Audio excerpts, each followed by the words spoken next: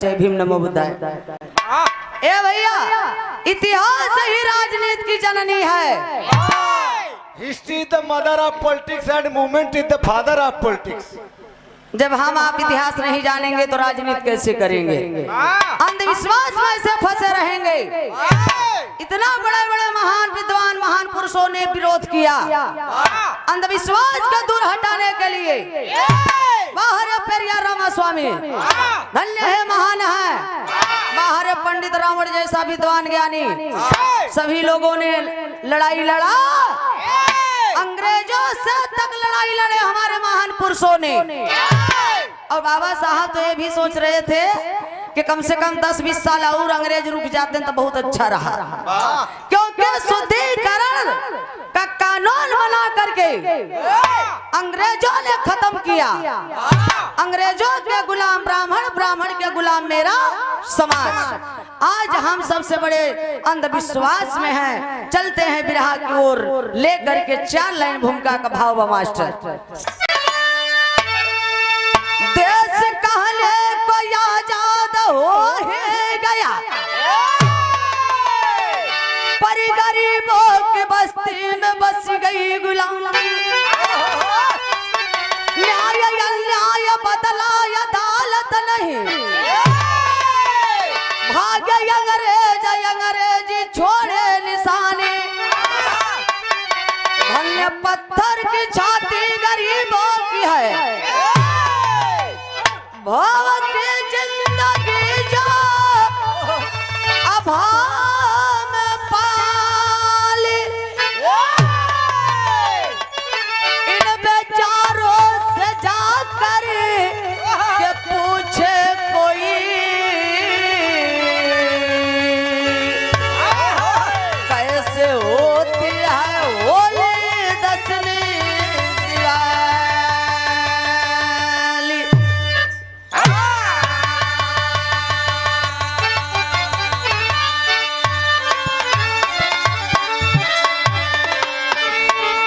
साथियों, सबसे पहले हम लोगों को मूल निवासी भारतवासियों को जागरूक अब होने की जरूरत है। एससी तो जाग गया है, लेकिन ओबीसी शेर है, अभी जागने की देर है।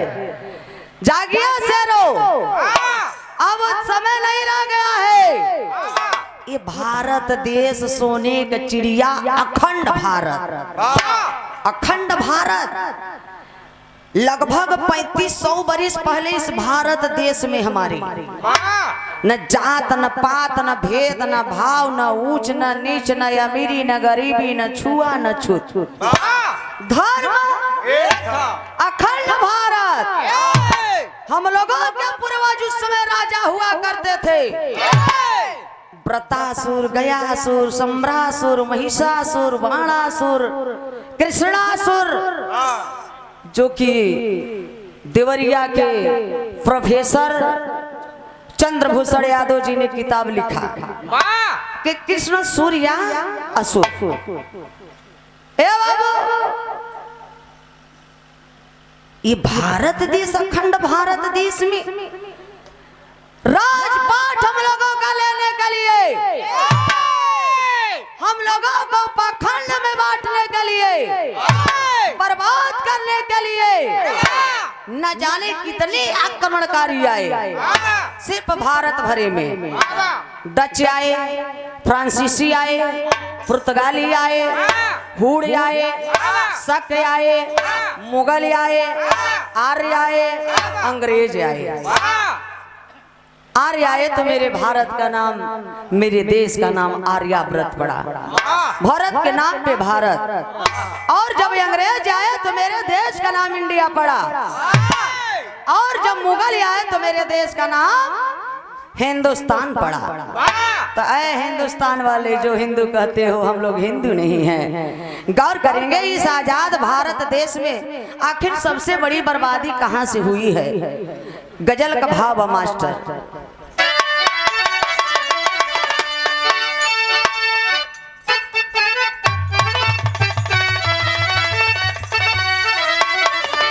कोनो प्रेमी अपने प्रेमिका से कहत बा, अरे दिल लेके जा रहे हैं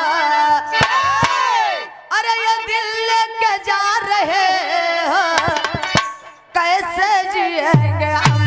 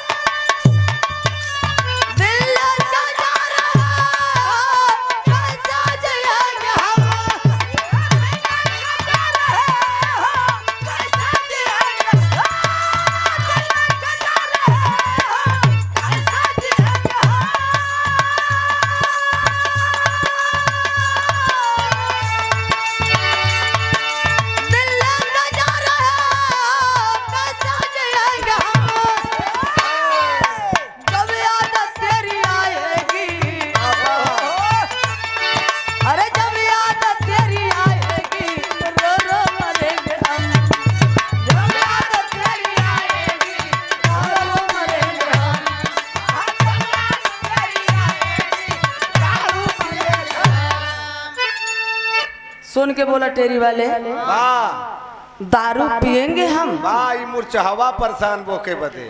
दारू दारू दारू दारू सांझ सवेरे चाहिए दारू, वाह दारू पे उतारू। वाह इसमें मेहरारू मारा था झाड़ू। जय मां शारदा पाली क्लिनिक स्टेट बैंक के बगल सुराम डॉक्टर बी के मौर्य। बाहर मौर्य वंश, बाहर राजा के वंशज, जेकर 10-10 पीढ़ी राजा राज करे। इसीलिए तो दशानंद हो गए। 100 रुपए का पुरस्कार सादर चरण स्पर्श है। जय भीम नमो बुद्धाय। ए बाबू, ये कहत हम दारू पिएंगे हम। दारू दारू है 85 झौगा भर। झौगा भर है, जब चुनाव आ जाता तो बिक जाता है पौआ भरे पर। कोपर राजपाट मिले। कवि जी भाव लिखे हैं, अमरनाथ सराय बाजू से, सराय अमरनाथ यादव सराय बाजू से, अच्छा प्रयागराज की धरती से 100 रुपए का पुरस्कार है। जय भीम जय भारत नमो बुद्धाय। गौर करेंगे, अरे यारियों ने मेरे देश को, यारियों ने मेरे देश को बर्बाद कर दिया। यारियों ने मेरे देश को बर्बाद कर दिया।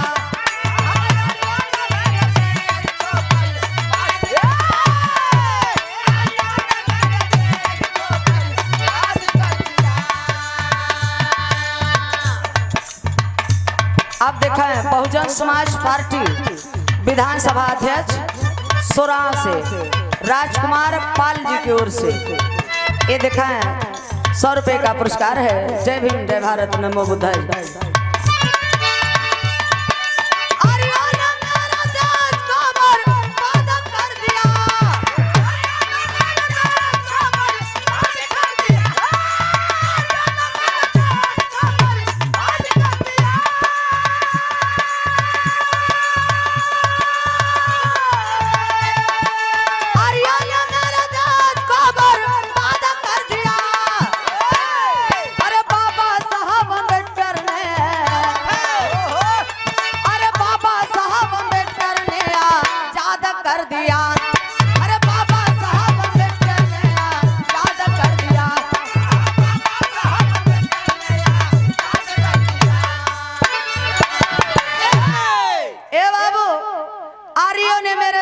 बर्बाद कर दिया। जेके ना विश्वास हो कक्षा 6 के पाठ 4 में, उस पाठ का नाम है आर्यों का भारत में आगमन। आर्य माने ब्राह्मण, आर्यों ने मेरे देश को बर्बाद कर दिया। आर्य ए बाबू देखा है वो मनो ब्राह्मण द्वारा मनो विधान मनो स्मृति बनाया गया। कानून के जो कानून मनुस्मृति में लिखा था, जिसके अनुसार हमारे आपके पूर्वज चला करते थे। संविधान के पहले मनुस्मृति, मनुस्मृति में नारी बदे लिखा बा कि जैसे ही खेत हवे तब खेते का काम है साग सब्जी धान गेहूं पैदा करना। वैसे ही नारी औरत इन्हें इतनी नीच बाइन, इतनी नीच है इनके इन्हन का काम हवे सिर्फ बच्चा पैदा करना। वो कैसे हो? पति से ना पैदा होई तो, देवरे से, इनहू से ना पैदा होई तो, जेठौते से, इनहू से ना पैदा होई तो, ससुरे से, इनहू से ना होई तो, ये सब पड़ोसिन से, मान लो इनहू सबसे ना होई तो, ये सब गांव वालन से, इनहू सबसे ना होई तो हमसे मिला। जियो सर। ए भैया ये हम ना वो मनुस्मृति का वो कानून कहता है कि नारी का काम है सिर्फ बच्चा पैदा करना। और यही नारी बदे जेके कहत था देवी है, यही नारी बदे गीता में लिखा बा के नारी नरक का द्वार। तब इन्होंने कुल पैदा कहाँ से हो गए। और रामचरितमानस में तुलसी दुबे बांदा चित्रकूट का रहने वाला वो लिखा है कि ढोल गंवार सुदर पसनारी सकल ताड़न के अधिकारी। ढोली के जितने पिटबा उतना ही सुघर बाजी, और ये सुदरन के जितना ही मरबा उतना ही लोग ठीक से रही, और मेहरारून के जितना ही पिटबा उतना ही इन्होंने लाइन पे रही। होश में बोला ऐसे संविधान लागू बा है। हम थोड़ा कहा था तुलसिया दुबे कहा था चित्रकूट से। अच्छा ए भैया तो शूद्र कहते हैं ना भैया, हम चमार है, पासी है, मुसहर है, ई कहन भैया अछूत शूद्र। लेकिन जे सिंह लिखता तो कहे यार फलाने सिंह बहुत बढ़ जाते हैं, फलाने सिंह पटेल, फलाने सिंह यादव, फलाने सिंह पाल। अरे हमारी आपकी औकात मनुस्मृति में लिखा है, जाके पढ़ लीजिएगा। शूद्र कवन है? अहिर गड़ारम शूद्र चमारम बिना गुनाहम पंच पनाहम। अहिर गड़ारम शूद्र चमारम बिना गुनाहम पंच पनाहम। अहिर गड़रिया चमार मुसहर पासी धोबी धैकार शर्मा बर्मा पटेल बिंद भूमियार जितने मूल निवासी हैं सभी लोग ये लोग शूद्र हैं। और इन शूद्रों का काम है सिर्फ सेवा करना। और ये सवेरे सवेरे इन्हन के 5 जूता मारे चाहिए बिना गुनाह का, नाश्ता के रूप में। और बाबा साहब इतना पढ़े लिखे न होते हैं, पैदा न भवा होते हैं, तो 5 जूता भैया हर रोज मराता जा। 5 जूता तो हम मरा, तू 5 जूता न मराते जो लेट के मुस्किया था। ए भैया तो हमें आपको ब्राह्मण क्षत्रिय व स्त्री लोगों को छोड़ा करके बकिया सभी लोग शूद्र हैं।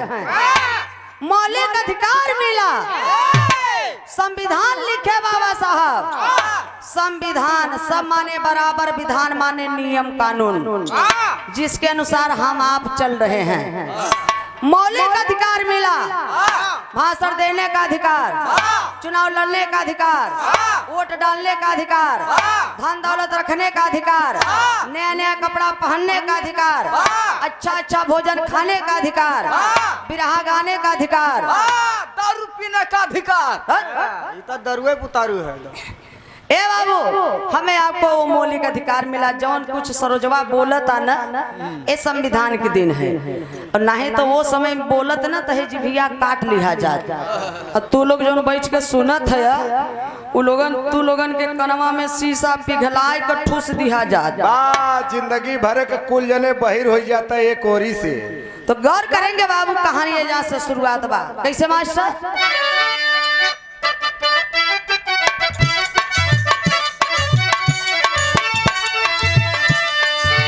यहाँ के मूल निवासी जो आदिवासी हैं, आर्या है वन देवता जो सत्यानाशी हैं, विष्णु बनाने तो इंद्र से नायक है, यही विदेशी मेरे देश के नायक हैं। इनके समर्थन में कोई फॉरवर्ड कोई सूर हुआ, उदन पुजारी निशाचर कोई असुर हुआ। देवता इंद्र ले सेना वतन नसाया है। हमारी संस्कृति इतिहास को मिटाया है। हमारी संस्कृति इतिहास को मिटाया है।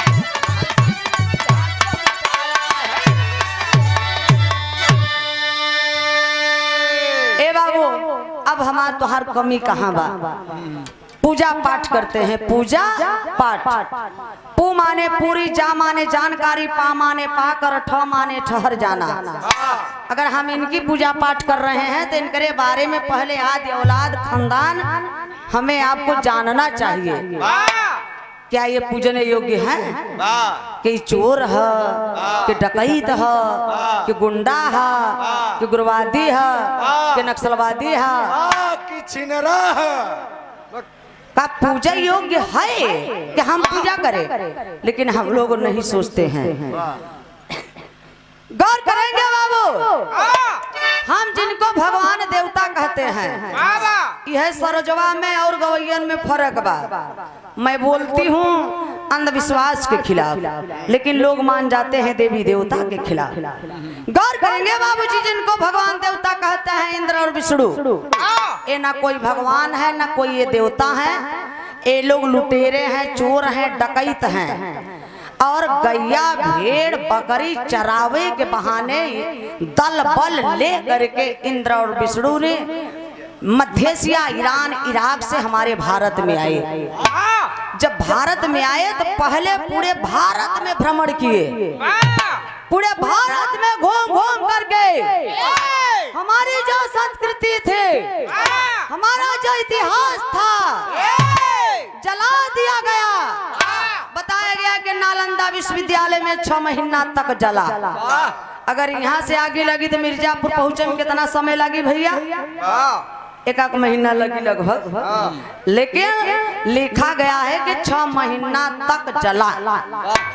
6 महीना तक नहीं जला साथियों, 6 महीना इन बेईमानों को, आक्रमणकारियों को लगा एक एक पन्ना हम लोगों का इतिहास पढ़ पढ़ के जलाई कि न रही बास न बाजी। आज हम लोगों का इतिहास जर्मनी, जापान, विदेशों संग्रहालय में रखा गया है। गौर करेंगे बाबूजी, ये इंद्र ने आया तो पूरे भारत में 90 नगर को फूका। दिल्ली, बंबई, हरियाणा, पंजाब, बनारस, इलाहाबाद। इलाहाबाद में झूसी है, झूसी को झोंस दिया, झूसी नाम पड़ गया। पुराना नाम है प्रतिष्ठानपुरी। गौर करेंगे बाबूजी, झूसी को झोंस दिया, 90 नगर को ये इंद्र ने फूका। जेके ना विश्वास हो तो हो जाय कर ऋग्वेद में खोल कर पढ़ लिया। 3रे मंडल का 12 सूक्त का 6वां मंत्र सहित बतावत है। और मंत्र का लिखा बा संस्कृत में, जौन हमरे तोहरे पल्ले न पड़ी हो विदेशी भाषा का लिखा बा। इंद्र यज्ञानी नमत पूरे दास पत्नी रघुतमा साक मेकम कर्मणा। एकर मतलब कुछ पल्ले पड़ा? हाँ, तू सबके मिर्जापुर से यहाँ प्रयागराज में गरियावई आई हो। एकर मतलब इंद्र यज्ञानी ने 90 नगर को फूका। 90 नगर के बीच में भारत की मूल निवासिनी शूद्र, उसका नाम था रघुतमा। वो दासी थी। वो दासी का काम था कारनगर में सेवा करना। वो दासी के इंद्र अपन मेहरारू बनाई ले। इन्हें आक्रमणकारी भारत में एको मेहरारू लड़का लेके नहीं आई रहे, सारे कुल रणुआ आई रहे।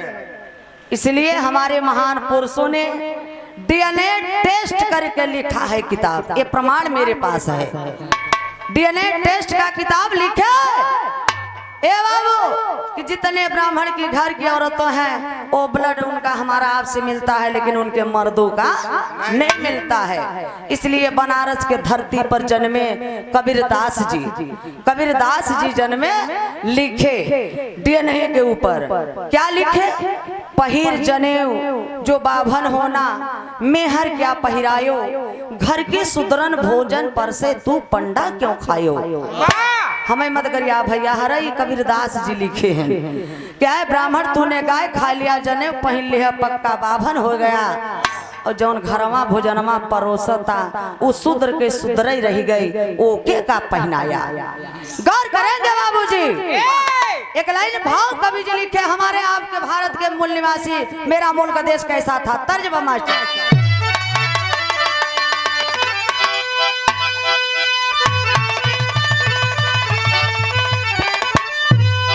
अरे शांत प्रिय देशवासी, अरे बहुत ही सतावेला बनी देवी देवा पापी, अरे यज्ञ लगावेला बनी देवी देवा पापी पूरे भारत में।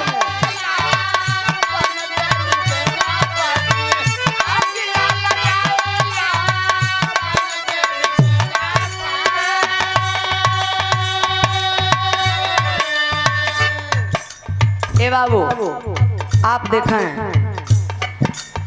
बहन जी श्री अखिलेश यादव के मुख्यमंत्री आवास के शुद्धिकरण पर चर्चा। जान ला कार्यालय पर भैया लिख दिए ना कि गर्व से कहो हम शूद्र हैं। अरे जब भैया अखिलेश कुर्सी पर से उतरे तो जाना था जब योगी के बैठे के भवा तो सीएम हाउस गाय के मुँहते से धोआन बा मनई से ज्यादा पवित्र बका हो योगी गैया के मुतवा। इसलिए हम लोगों को ओबीसी एससी एसटी को जागना होगा। इन बेईमानों को पता है, इसीलिए ना कितना गुणवान हो जाएंगे आप, लेकिन पूजने योग्य नहीं है। लेकिन पूजे विप्र सकल गुणहीना। ब्राह्मण का बेटा चाहे चोर हो, डकैत हो, लुटेरा हो, अनपढ़ हो, कोढ़ी हो, चाहे कैसो हो, लेकिन वो पूजने योग्य धन्य है। भैया आप लोग जागे जागे जागरूक हो। आप श्रीमान महोदय जी की ओर से ये देखा है 100 रुपए का पुरस्कार बा। तो भैया जागा 2022 बीत गया बाबा, आगे 24 वाला तैयारी बा। ए बाबू गौर करेंगे, बेईमानों ने अब क्या किया भारत में हमारे। मूल निवासी लेके भागा अपना प्राण है।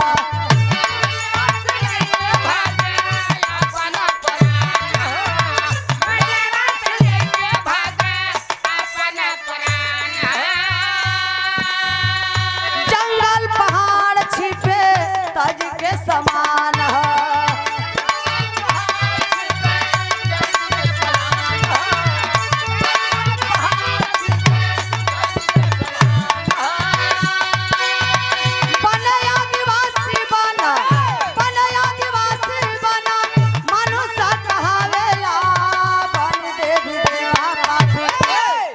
यहाँ के मूल निवासी जाति तो था ही नहीं, लेकिन सर्वप्रथम इन बेईमानों ने लड़ाई लड़ते हैं, लड़ाई लड़ते हैं। यहाँ के मूल निवासी हम लोगों को पूर्वज भी लड़ाकू थे, लड़वैया थे, रंगबाज, ताऊबाज, रणबाज, रंडीबाज, यह क्वालिटी रहेगा। इहू में है एक एक से वीर।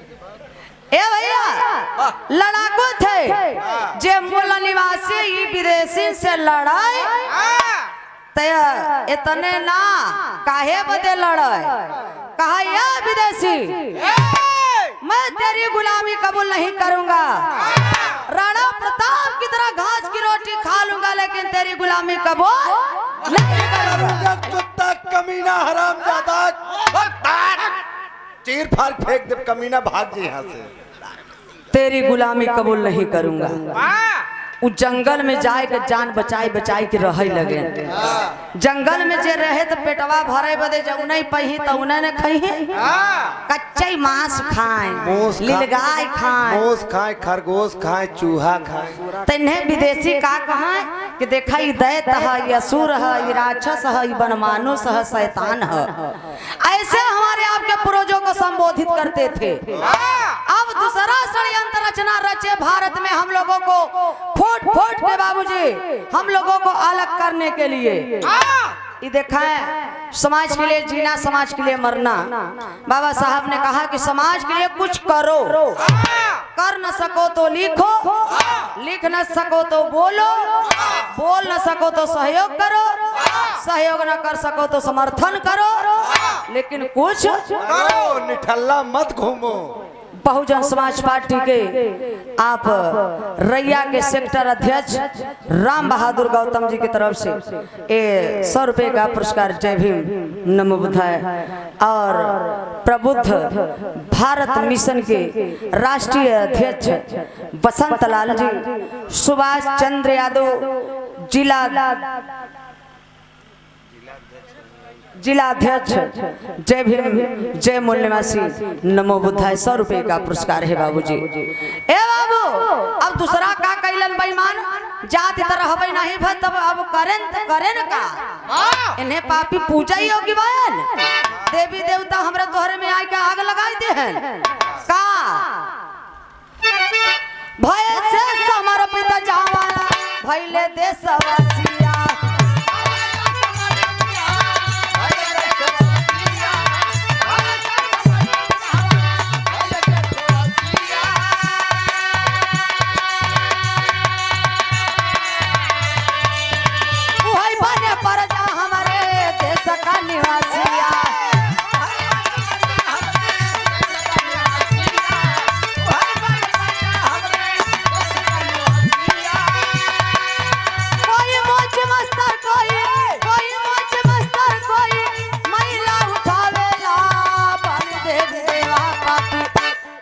भय माने जे डराएगा जे कहे गुलामी तोहार कबूल करत है। हे इंद्र विष्णु हे पंडित जी गुलामी कबूल करत है। हमार खेत कियारी ले ला, घर द्वार ले ला, बहनी बिटिया के इज्जत मर्याद ले ला, सब कुछ ले ला, लेकिन हमें मार के भगाव कहीं ठीक बा भगाओ ना तो के पर्जा बनाई के अपने बगले रखो। जाति तो था नहीं लेकिन सर्वप्रथम इन लोगों बेईमानों ने इन विदेशियों ने आक्रमणकारियों ने फूट डालो राज करो डिवाइड एंड रूल। सर्वप्रथम हम लोगों को ए बाबू 6743 जातियों में बांटे, जातियों में बांटे, प्रजा बना के रखे। चल तो हमारे जूता से आजू से तोई चमार है, चल तो पानी भर आजू से तोई कहार है, चल तो गैया भैंस पाल आजू से तोई अहिर है तो का करी लेकिन शूद्र है। तोर काम ये तो नहीं बा कि गाय भैंस तोई पाल घी दूध लिया हमें दे। अब है हमार समाज देखा आप गर्मी आई गा बाबा, गर्मी आई गा बाबा है पहुंच जही चौराहे पर लस्सी पिए बदे के एक गिलास माठा लस्सी मिल जाता है तो पी ले तो पेटे में ठंडाई आई जाए। हमार समाज माठा पियत पियत ठंडा के ठंडा ही रही गवा कहियो गरमाबई नहीं भय जे गरमान बेईमान केंद्र और राज्य का सरकार बेईमानी से ले ले सीबीएम में घोटाला करके। अरे बाप रे बाप। हाँ तो और माठा पिए जा ठंडा नहीं रहबा 2024 आजू से दूध पिए तो 5 मिनट नेटवर्क बताए घबरा जिन। अरे बाप रे बाप तब 24 में ले आजू से तो अहिर और चल तू भेड़ बकरी पाल ताकि ठंड लगे तो कंबल ओढ़ने के हम लोगों के काम में आए। सर्वप्रथम हम लोगों को ये बेईमानों ने बांट दिया, इतना दूरी बना दिया 6743 जातियों में बांटा और वो एक जाति में 7 जातियां तो जोड़ लीजिए कितनी उपजातियां हुई 50,000। ए बाबू आज हम लोग इतना बटगवा है कि फिर एक नाही हुई पावत है।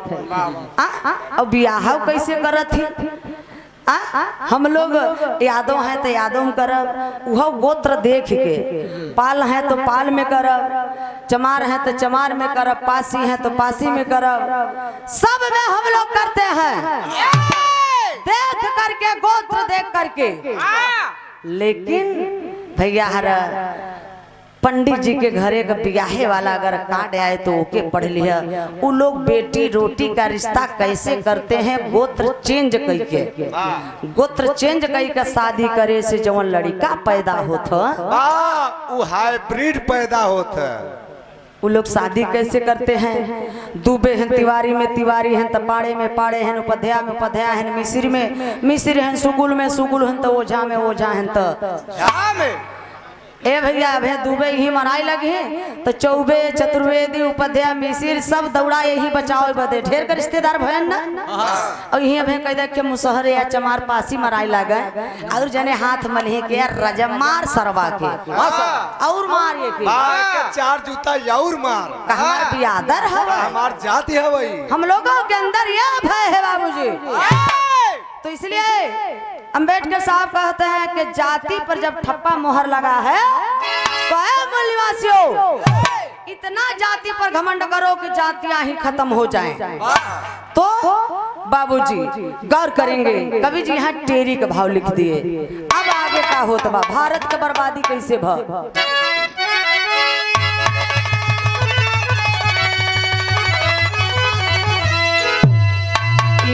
इलाहाबाद के कैलाश दादा गाय के चला गए तो तुहू गाय के चली कसना ही जा तू हम कहे जाए भाई हर वही है हम तो कहब कि तू सबे कुल जने चलो वहाँ ढोल हारमोनिया लेकर बजावत रह और जब हमें गावे हो तो हम मस्ती चाल में आऊ चलत रहते सब ठीक बा तैयारी बता हाय मोरे राम मोरे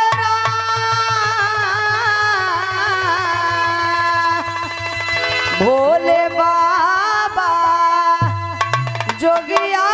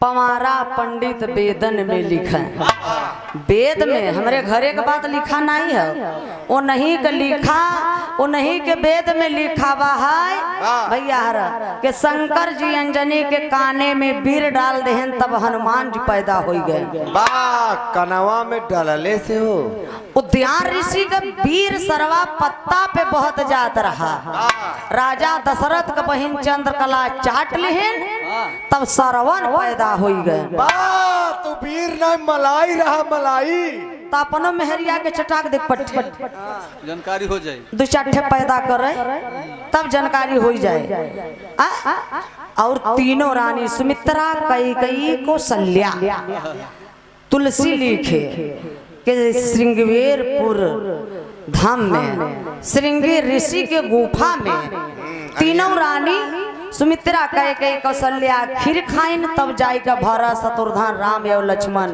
पैदा भैन बा खिरिया खैले से हो ये तो पढ़ा लिखा तो था नहीं भाई भांग बहुत जबर खाता था लेकिन आज मेरा समाज साइंस विज्ञान लेके पढ़त बा इलाहाबाद सोचा जे मोहे से खाई तो गर्भाशय में जाई कि अमाशय में जाई अरे यार वो जमाने में गर्भाशय अमाशय कनेक्शन एक रहा ऐसे में चूतिया बनाए ले का हमारे समाज के बहुजन के लोगन के भाई तुलसिया ससुरा हो तो बीसन जूता आज वहाँ इसी वक्त मार के तब उसे पूछी अरे बाप रे बाप और का आज हमने दोहा लेकर घूमत है उही पर विश्वास करत है सबसे बड़ी गुलामी यही है हम लोगों की तो बाबूजी तुलसिया साला चूतिया दोहा दिया बनाई अपना साला मर गया हमको दिया फंसा हम उसी में फंसे हैं विस्की में विष्णु बसे रम में श्री राम जिनमें माता जानकी ठर्रे में हनुमान बोलो सियावर रामचंद्र की सबसे बड़ा देवी देवता बेईमानों ने हम लोगों को अलग अलग कर दिया, बन के है नहीं सिर्फ बन करके लुटेरों ने लूटा। अब आगे का होत बा मास्टर,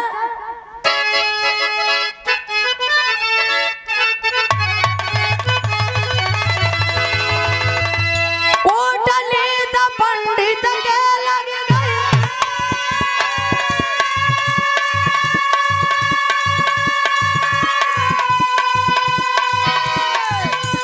वासी हो गए आदिवासी,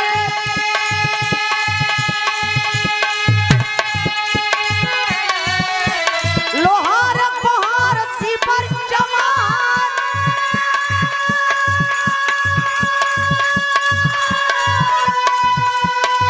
पर जपावन चपरासी,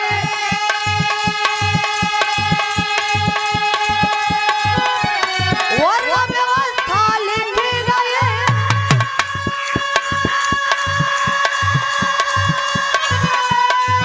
कहे शूद्र मन लख 84,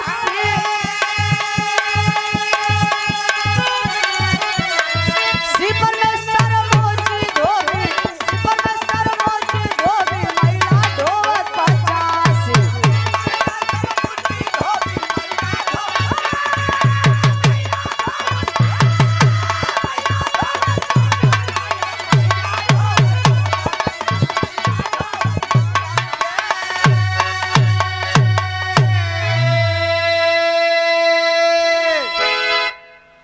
ए बाबू आप कूटनीत का लिखे वर्ण व्यवस्था, वर्ण व्यवस्था लिखे, वर्ण माने रंग होता है, वर्ण 4 वर्ण ब्राह्मण क्षत्रिय वैश्य और शूद्र।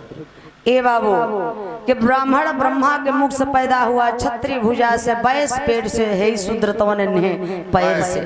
हमहू एक नारी औरत है, सोचत है कि दुनिया में आवे बदे सब कर एक ही रास्ता बा, तौन कोनो मोहे से पैदा हो गए, कोनो छीके से पैदा हो गए, मैली से गणेश पैदा हो गए, बा श्री रामचंद्र मूत देहंत रक्तासुर पैदा हो गए, रमवा जस जस मूते रक्तासुर ससुरा तस तस बढ़त जाए। अरे ये उन्होंने किताबी में लिखा हुआ, हम पढ़े रहे। सोच भैया रच का कहता चाहे बाउर सुनता चाहे चूतिया, सरेख कहता चाहे बाउर सुनता चाहे सरेख। ए भाव देखें माने ए अर्जुन कुमार इंजीनियर साहब, श्री ओम प्रकाश जी हमारे कलाकार महोदय जी के लिए एक संदेश दिए हैं कि श्री ओम प्रकाश जी माता सबरी के बारे में गलत बताए हैं। सबरी एक भील समुदाय कबीले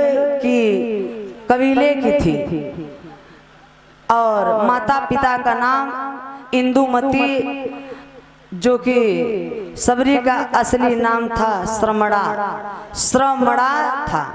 सबरी के सबर जात से पड़ा, पूर्व जन्म परम हंसनी रानी थी, संगम तट पर जल में समाधि ली थी।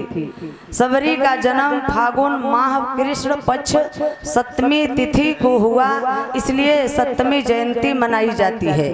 इनके गुरु मतंग ऋषि थे। विवाह के एक दिन चली गई, क्योंकि बारातियों के स्वागत के लिए भैंस बकरी बहुजन बहुत सारी मतलब बांध करके रखा गया था कि इसी का बलि दिया जाए। ए भैया, इसलिए वो जंगल में चली गई, क्योंकि इतनी जानवरों को हमारे ब्याहे के दिन हत्या हुई, ऐसे बढ़िया न हमार ब्याह हुए न हत्या हुई। मूल निवासियों ने कभी ये आहार नहीं किया करते थे, लेकिन बाहर ये विदेशियों सूर सुरा सुंदरी इन विदेशियों ने भारत में लेकर के आए कि भारत कितना सीधा साधा है, नन्हे ऐसे ना दही तन के पियाई का नशे में कई कर ले लेबे। इसलिए देखा है 100 रुपए का पुरस्कार। आप बधाई के पात्र हैं, जानकार हैं इतिहास के बारे में। जय भीम, जय भारत, नमो बुद्धाय। गौर करेंगे बाबूजी, पढ़ लीजिए सर, गौर करेंगे। कवि जी आगे भाव लिखे हैं क्या?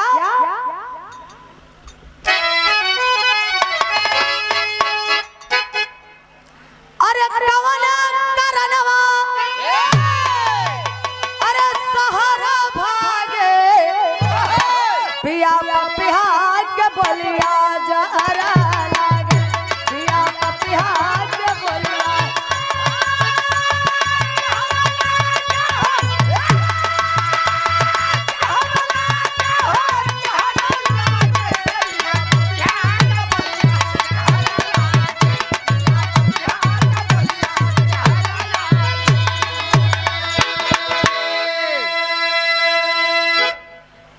लोगन से चोरी नहीं कह सकी थे जवन ई करिया करिया सामने खड़ा है तुरंत ही पहुंचाई दे तो ये लोगन से रच के बचाए के चोराए के कुछ खाए पिए के पड़ जाता।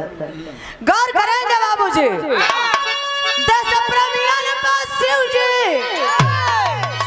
हम लोगों के देवता जेकर इन्हें बेईमान नाम कन्वर्ट कर दिए।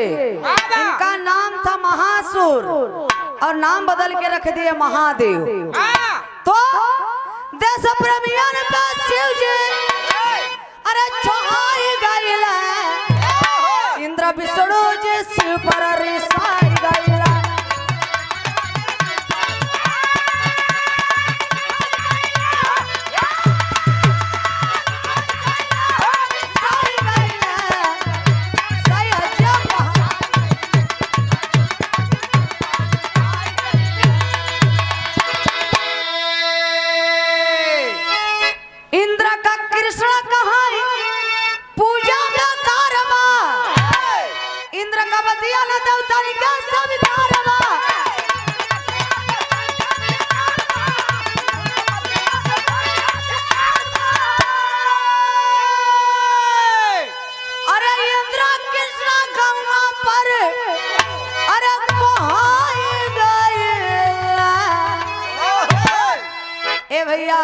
अब कृष्ण जी के बारे में बताए कि गोकुला में इंद्र भगवान इतना पानी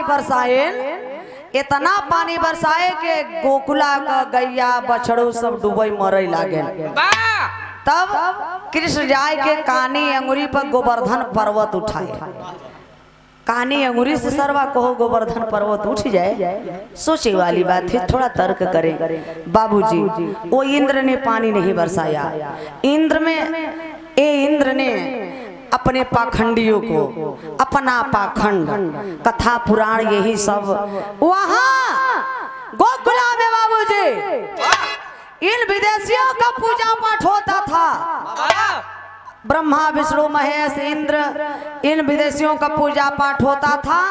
तो कृष्ण जी जा करके बंद करा दिए अरे गोकुला के लोग, क्योंकि कृष्ण यहाँ के मूल निवासी थे, देवता थे हम लोगों के। कृष्ण ने बंद करा दिया कि इन विदेशियों का अरे गोकुला के लोग आज से पूजा पाठ तब यही इंद्र विष्णु इन विदेशियों ने कृष्ण के ऊपर आक्रमण किए, लड़ाई लड़े। गोकुला के लोग कथा सुने। आज भी वही संस्कृति परंपरा हमारे में बनी बा। मूल निवासी में कथा माने काल्पनिक कहानी। हिंदी का शब्द कोश जाय के पढ़ ली है। कथा माने काल्पनिक कहानी। हाथ जोड़े रहब कथा कहत रही पंडित जी तब कहब देख रे पड़ियवा तोड़ाए बा पी ले दूधवा पी ले रे देख रे जो बानू कथा नकली कथा सुनाई के असली रुपया ले हमरा तोहरा पैसा जुटाए के सबके सुतही दे। नकली कथा सुनब असली रुपया देब जाब अचरे से गोड़ धरब अचरे से। और यहाँ सरोजवा असली कथा सुनावता 1 रुपया दिया जा चाउर दाल लिया क्यों जने हमार गोड़ धर कथा ए भैया। तो गौर करेंगे तर्ज के लाइन बा अरे नजर लागे राजा तोरे बगल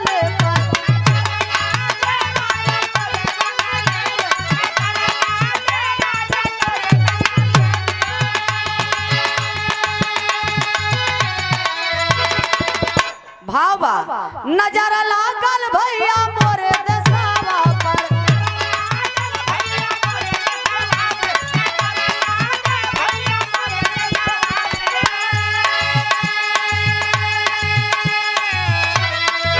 दूसरी चढ़ाई किया बने मुसलमान हो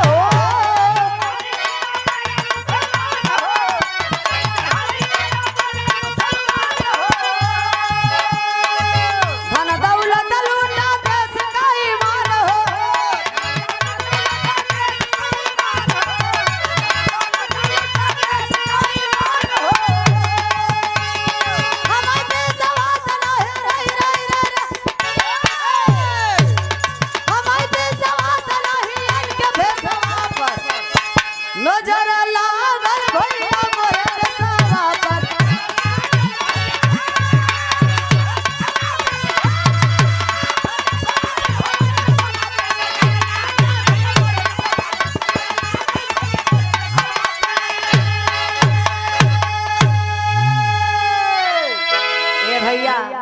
इतना बढ़िया हमार तोहार पूर्वज का शासन काल रहा, लेकिन नजर लागल भैया मोरे देशवा पर, इस भारत देश सोने के चिड़िया पर नजर लग गई, बेईमानन का नजर लग गई। आज हम लोग बर्बाद हो गए। उसी राजपाट के लिए, उसी के लिए सोच रहे हैं। दूसरी चढ़ाई मुसलमान बन के आई। मेरे भारत देश में दो समुदाय के मुसलमान हैं, सुन्नी और शिया, जो सुन करके औरंगजेब द्वारा जबरदस्ती इन मूल निवासियों को सुन्नी मुसलमान बनाया गया। वो मूल निवासी हैं, वो हम लोगों के भाई हैं, हमें आपको उनसे लड़ना नहीं चाहिए। और जो 10% शिया मुसलमान हैं, ये मध्य एशिया, ईरान, इराक से आए हुए हैं, जहाँ से ये आर्य ब्राह्मण आए हैं बाबूजी। तो आज लड़ाई लड़ते लड़ते हम लोग बर्बाद होते जा रहे हैं। कई जातियां, कई धर्म हो गया, बिखर गए। जय जातियां तय पार्टियां तय संगठन। तो बिना संगठन के हम आप कुछ कर नहीं पाएंगे। संघे शक्ति कल जुगे। इसलिए जो कि अपने पूर्वजों को दिखाए हुए रास्ते पे आप हमारी पूजने धरती पुत्र मुलायम बाहरे बड़े भैया अखिलेश यादव जी, अखिलेश यादव जी भी एक समाज में अपने लोगों को जब जागो तभी सवेरा, बाबूजी एक जागरूकता लाए। क्या मूल निवासियों, भारतवासियों, ये तेरे ही मत मनाओ, तेरे ही क्या है पाखंड है, बाबू मरी गए, तेरे ही माने ब्राह्मण भोज होता है, इसलिए तेरे ही मत मनाओ। तेरे ही माने नया जब बाबू मर गए तो समझ ला घरे में अशुद्ध हो गया, अशुद्ध हो गया। तेरे ही के दिन बाबू के, अब देखा तेरे ही के दिन करब का, पंडित जी के बुलाई लेबा, दाढ़ी छोड़वाई लेबा, मोछा छोड़वाई लेबा, बार छोड़वाई लेबा, शुद्ध हो गवा। पूरा गोदाम तो बाका रह गया। यानी नया निर्माण होना चाहिए, घर द्वार सब कुछ गिराए दे, ऊपर से नीचे तक सब बनवाए दे, तब जाना कि तेरे ही असली मनाय, और नहीं जान लगे पाखंड है। तो गौर करेंगे। कवि जी आल्हा में भाव लिखे हैं मास्टर।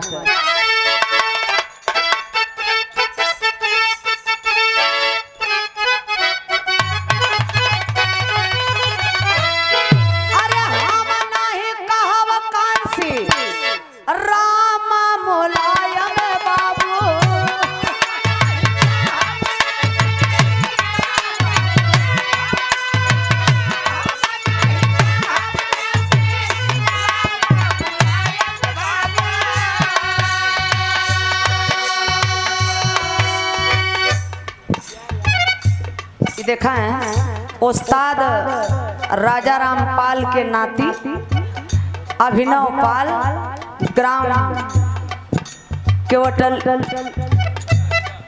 केवटलिया से पैगंबरपुर, गायिका सपना पाल। अच्छा, सपना पाल जी के आप देवर हैं? चलो, देवरों बढ़िया कलाकार हैं, लेकिन वो चुलबुलिया देवर नहीं है, बहुत अच्छा देवर है, बहुत अच्छा है, भोरहिया में बजावत है। आपको कोट कोट नमन है, 100 रुपए का पुरस्कार बा। हम नाही कहब कांसी राम मुलायम बाबू,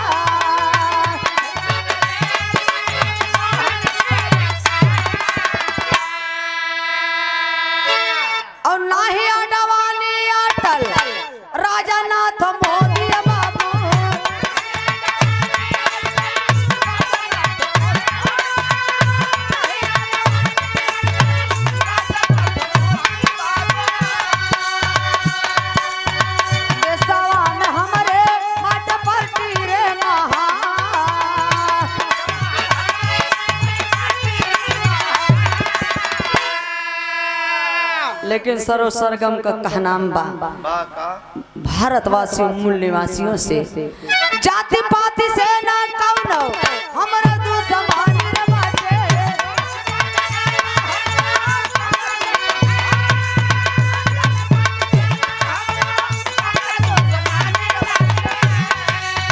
हक खातिर मोर निवासी होइया पुरबा।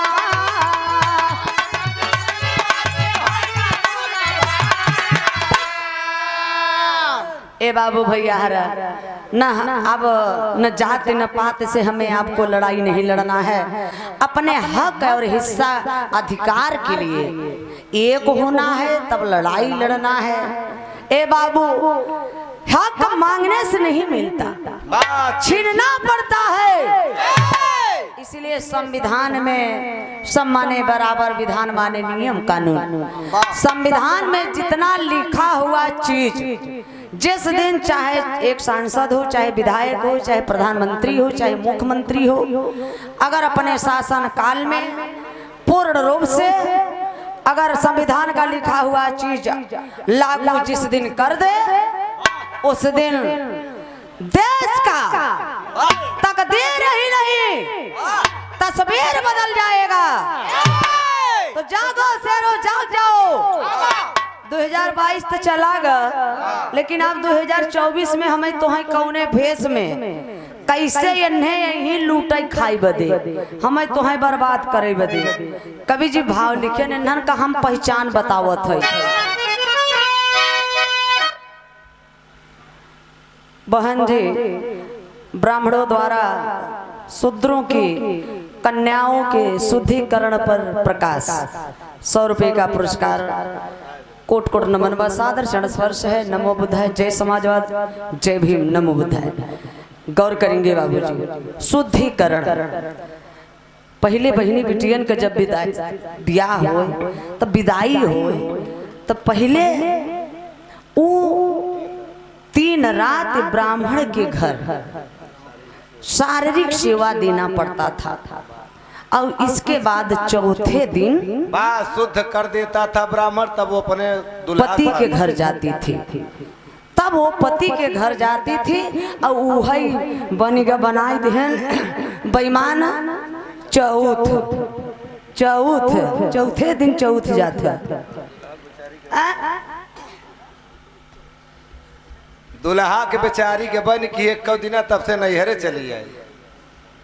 ए भैया, नहरे ना ससुरे पति के पास शुद्धिकरण, उसी को शुद्धिकरण करते थे, शुद्ध करते थे, तब पति के घर जाती थी। ए बाबू, इसलिए ओ अंग्रेजों ने कानून बना करके तोड़ा, तो हम लोगों को जागना होगा। अरे बाप रे बाप, इसीलिए ब्राह्मण ब्याह करवाते हैं, कहते हैं धर्म की पत्नी के हुई भैया, फलाने का धर्म की पत्नी, धर्म की पत्नी, यानी पहले धर्म का, कौन धर्म? हिंदू धर्म। पहले धर्म का पत्नी, तब फिर बाद में पति का पत्नी। मतलब धर्म का मतलब पहले बभने का पत्नी, ओकरे बाद जे करे से भाव शादी भाव होकर। हाँ, गौर करेंगे बाबूजी। इसलिए कहते हैं ब्याहे के समय पंडित जी, पति देव भवः, पति का स्थान सबसे ऊपर होता है। इसलिए माई बहन सेनुर कहाँ लगावत थी? हे ललाट पे, कि हमार दुल्हा हमारे कपारे पर राजा राज कर रहे हैं। इतना काम तो बिचारी हरे सही करत है। और जौने दिन भूखी प्यासी रही सुधरन के घरे का बहन बिटिया, ओ दिना यही घरे में यही पंडित जी का करी, यानी कई दिन का सड़ा गंधान गोबर चाहे भेड़ुलई पड़ा रहे। गौड़ी गणेश बनवाई के पहले सेनुर गोबरे पर टिकवही, पथरा पे टिकवही। वो काहे बदे? जो फलनिया तोरे भतार के दिमाग में गोबर घुसुर जाए, पथरा पर जाए।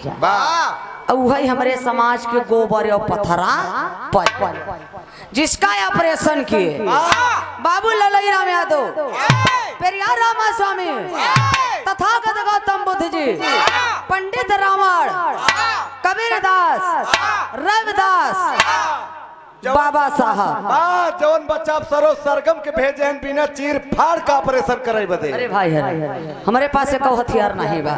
ये बात घरे धै की चली आई है। ये देखें विद्यासागर यादव नन्हेलाल पूर्व बीडीसी।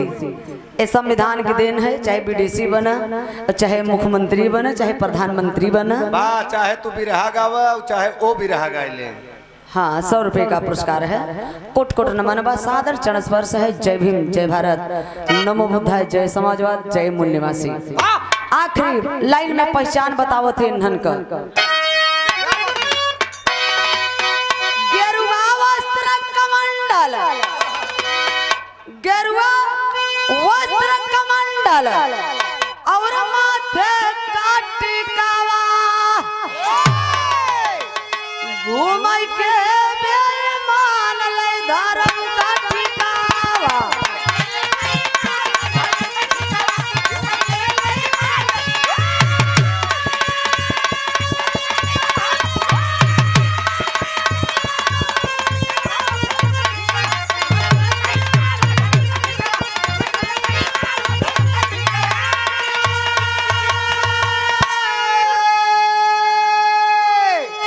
आप देखा सुंदर पुष्पहार, 100 रुपए का पुरस्कार बाती भाई जी की ओर से। भाई को कोट को नमन है, सादर चरण स्पर्श है। बेईमानन का पहचान बा, गेरुआ वस्त्र कमंडल और माथे का टिकवा, घूमय के बेईमान ले धर्म का ठिकवा। बेईमान धर्म का ठेकेदार मंदिरन पर बैठ गवा है, कब्जा कैले हैं। चाहे इलाहाबाद चला जा, चाहे विंध्याचल चला जा।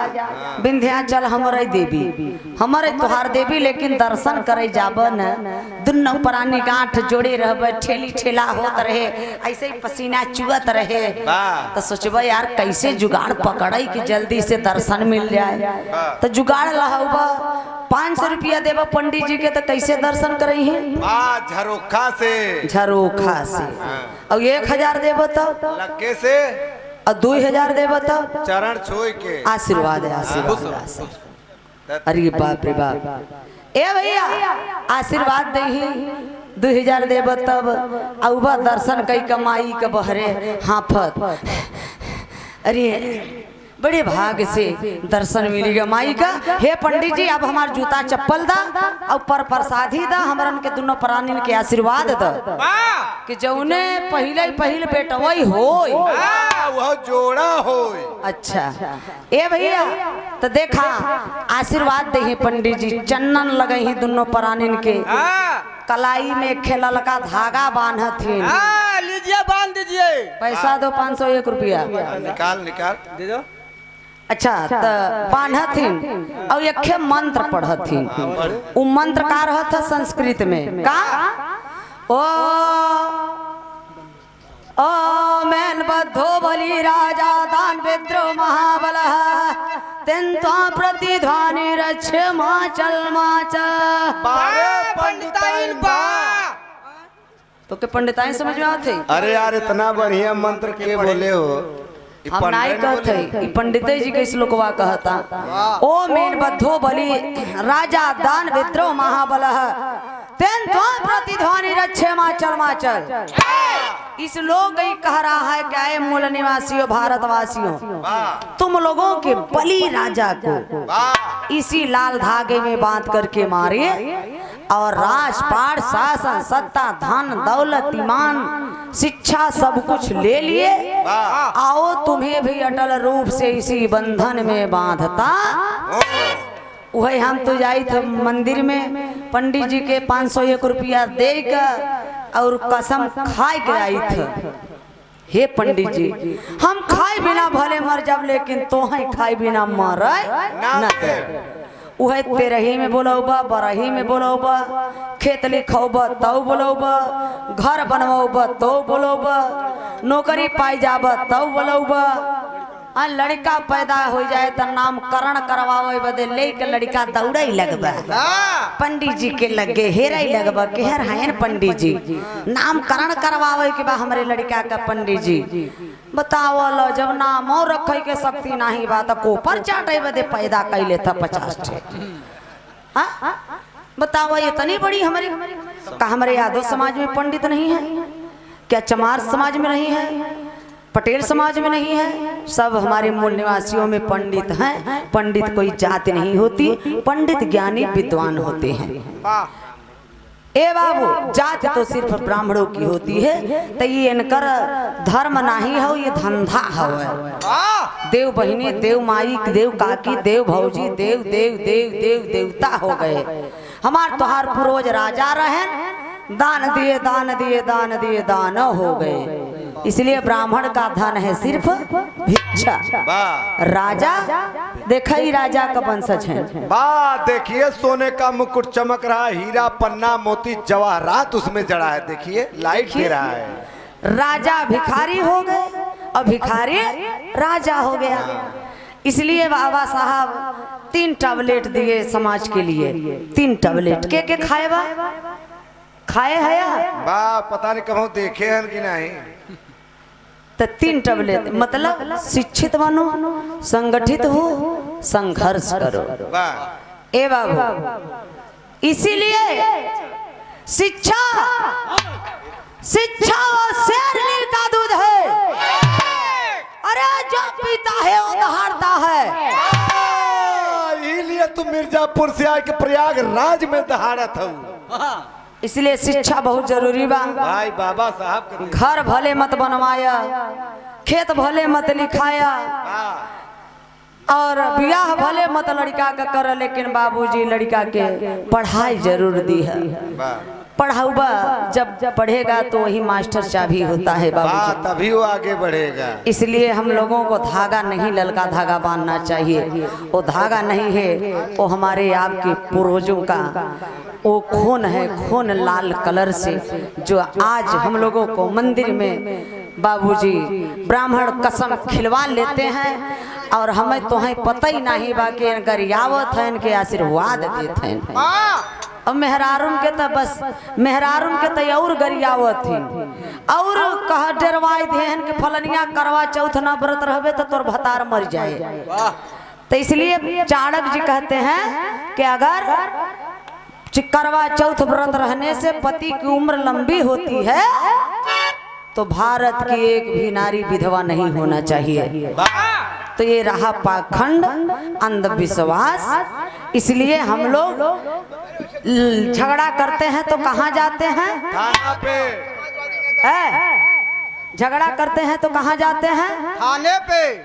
थाना के बनाए? संविधान के बनाए बाबा साहब। तब जात है मंदिर ओरी, इशारा करत है मंदिर ओरी जात है। मंदिर का पंडा पुजारी कुल संसद भवन ओरी जात है, और हमने मंदिर ओरी जात है। मंदिर का दे हमें तो है पता नहीं बा, लेकिन मंदिर का पंडा पुजारी के पता बा। जब घरे जाए लगे तो दान पेटी वाला बक्सा में ताला लगाई देती। काहे बदे? कई सरवा पथरा है यही हो, कौन सरे यही मार कर लूट लेट कर लेकर चला जाइए, इसलिए ताला बंद कर देते हैं। तो हम लोगों को कितनी बड़ी मूर्खता है। इसलिए हम लोगों को लिए ओशो ने कहा है कि शूद्रों को मंदिर नहीं जाना चाहिए। मंदिर वही जाते हैं जो मानसिक रूप से गुलाम है। तो धन्य है अगर इन महान पुरुषों की वाणी पर थोड़ा सा हम लोगों को चलना होगा, तभी हम लोगों का साथियों वो पुनः दोबारा वो शासन काल आएगा। बदाऊ में देख लो, मंदिर में 40 साल की औरत की इज्जत लूट के ओके जान से मार दिया गया पंडा पुजारी द्वारा। हम कहते जब इतना शक्ति रहा मंदिर में, तो इज्जतिया जब लुटात रहा बिचारी का, तो मंदिरिया में का भगवान कहाँ चला गा रहा। बात तो के नहीं पता भाई, ससुरा अपने बहनी औरे गा रहा खिचड़ी लेके नहीं तब बचाई लेते। तो धन्य है बिरहा। यही से आखिरी लाइन बा। ए बाबू तो बाहर है बाबू ललई राम यादव, परिवार रामा स्वामी, मान्यवर कांसी राम जी, डॉक्टर लोहिया, बाहर है छत्रपति साहू जी महाराज, बाहर है सावित्रीबाई फूले, बाहर है माता अम्बेडकर, रमाबाई। ऐसे माताओं को, ऐसे देवताओं का बाबू ललई राम यादव। अगर इन महान पुरुषों के वचन अच्छी लगी हो तो आप लोग जोरदार ताली बजा के उन लोगों का स्वागत कर दीजिए। बहुत बहुत बधाई के पात्र हैं। ए बाबू आखिरी लाइन बा।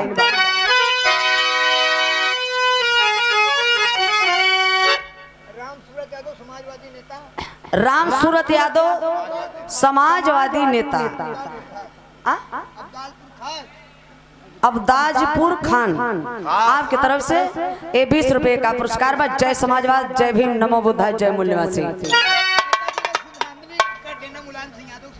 ठीक ठीक ठीक।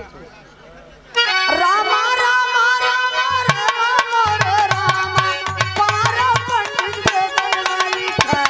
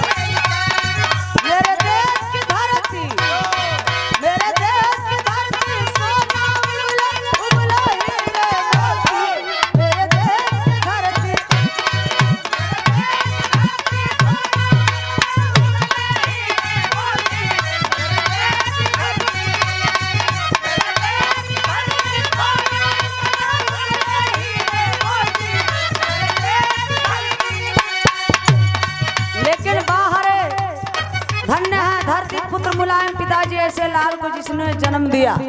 बाहर अखिलेश यादव अपने ही शासन काल में करते हैं क्या?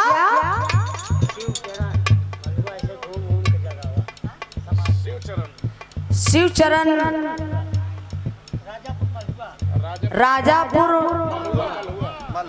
राजापुर मलहुआ से शिवचरण बाबूजी की ओर से 100 रुपए का पुरस्कार है। कोट कोट नमन है, सादर चरण स्पर्श है। अच्छा, ऐसे समाज के जागरूकता के लिए बधाई के पात्र हैं पिताजी, इनके लिए जोरदार ताली स्वागत होना चाहिए। बाहर है धरती पुत्र मुलायम, बाहर है बाबूजी, बाहर है अखिलेश यादव जी। अपने शासन काल में हमारी देश की बहन बेटी ये देखें बाती भाई की तरफ से सुंदर पुष्पहार 100 रुपए का पुरस्कार। जय भीम, जय भारत, नमो बुद्धाय, जय समाजवाद। मेरे देश की लड़की, मेरे देश की लड़की महान जवान की, मेरे देश की लड़की बाहर अखिलेश यादव।